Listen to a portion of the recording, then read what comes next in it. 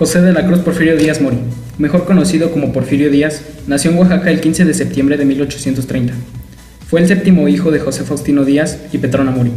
Ejerció un servicio militar en el cual destacó por su participación en la Guerra de Reforma y en la Intervención Francesa, llegando a ser conocido como el héroe del 2 de abril. Gracias al Plan de Tuxtepec, publicado el 10 de enero de 1876, pasó de ser un soldado a ser presidente de México en un gobierno de más de 30 años con ideologías liberales. Díaz buscaba que el país se ligara a la economía internacional, para que tiempo después se convirtiera en un importante exportador de materias primas.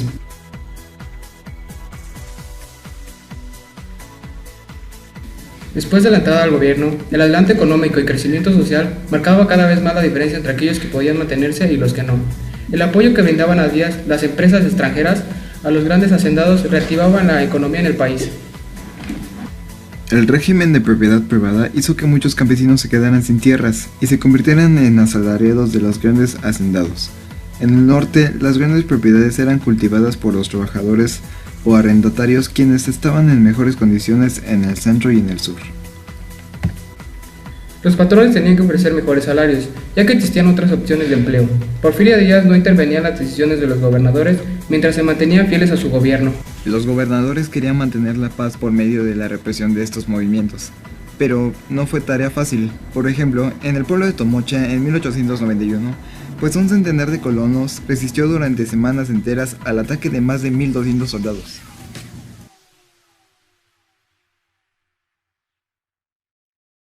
El general Porfirio Díaz se adueñó totalmente de la presidencia desde 1876 a 1911, siendo interrumpido 4 años por el general Manuel González.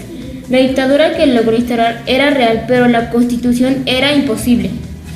Díaz se convirtió en el motor y timón de toda la nación y junto con el control militar organizó un poderoso y disciplinado ejército profesional, además de una policía federal y rural.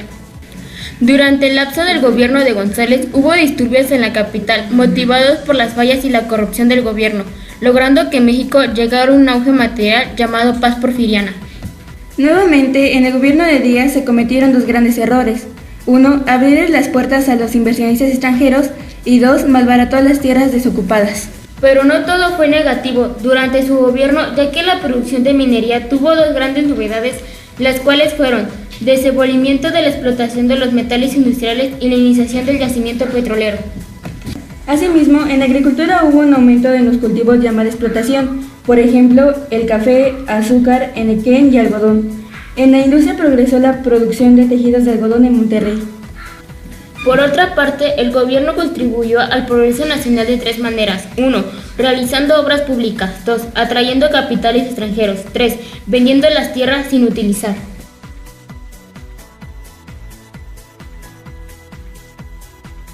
¿Cuáles fueron las principales causas del periodo conocido como Porfiriato? Las causas de este periodo tuvieron sus inicios en la rebelión de Tuxtepec en 1876. Una de ellas fue que la sociedad mexicana estaba dividida en varias clases: la aristocracia feudal, alta sociedad, la burguesía nacional, la clase media y la clase baja. ¿Cómo estaba constituida la clase alta? Esta clase era dueña de haciendas, fábricas, casas comerciales y de negocios financieros.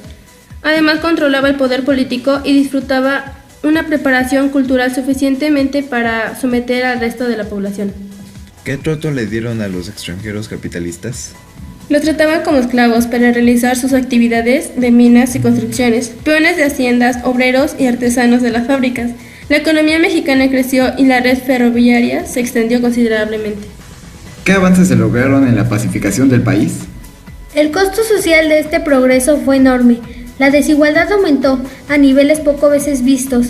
Se crearon zonas de explotación sistemática de indígenas, los cuales se les trataba como esclavos, además de una represión a la prensa libre, ya fuese por medio de sobornos o bien por torturas y desapariciones. ¿Cuál fue la represión que ejerció Díaz hacia las personas?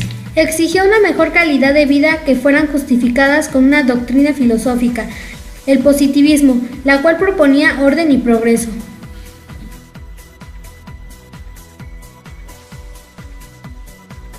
El desarrollo económico y cultural se basó en las ideologías liberales de Díaz, abriendo paso a nuevos conocimientos de diversos ámbitos a la población. ¿En cuántas partes se dividió el porfiriato y cuáles eran? La primera fue con tendencias liberales, ya que México se vería sometido por Porfirio Díaz. La segunda fue más que nada una influencia extranjera. ¿Quiénes fueron los principales exponentes de la literatura en esa época? Los principales exponentes de esta época fueron Ignacio Manuel de Altamirano, Mariano Azuela, Manuel Paino, Guillermo Prieto y Vicente Riva Palacios. ¿Quién introdujo el modernismo en México? Fue Manuel Gutiérrez Nájera el que introdujo el modernismo en México, creando una de las grandes revoluciones literarias. ¿Qué fue la mayor expresión de esta época? Paisajes y retratos. ¿Cómo surge el movimiento neoclásico en esta época?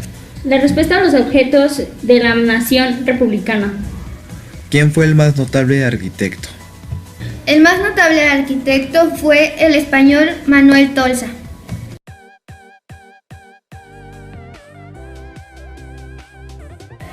Porfirio Díaz fue un personaje muy polémico en la historia mexicana, ya que era el consumador de los ideales liberales y positivistas.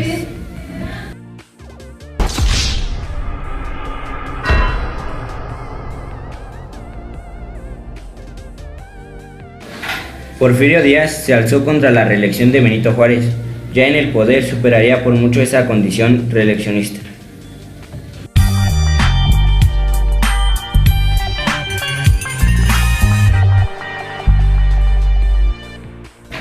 El primer mandato de Porfirio Díaz fue muy corto, del 21 de noviembre al 6 de diciembre de 1876.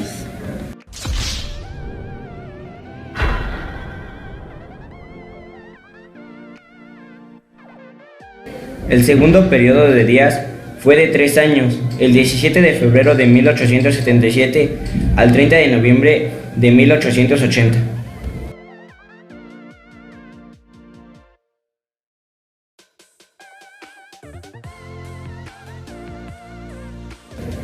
El tercer periodo fue el más extenso, desde el 1 de diciembre de 1884 al 25 de mayo de 1911. Fueron 27 años que gobernó interrumpidamente. El buque en el que se exilió Díaz fue hundido en 1950 en Noruega. Podría ser el fin del hombre araña.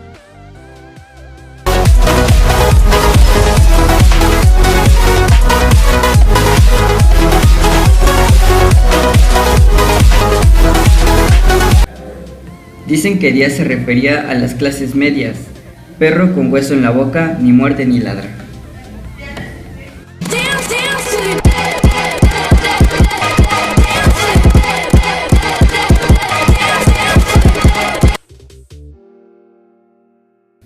Para concluir, durante el porfiriato existieron acontecimientos importantes para el desarrollo del país, ya que fue un hecho que logró un avance tecnológico e ideológico en la sociedad que permitieron conformar el tipo de gobierno y sociedad como lo es hoy en día.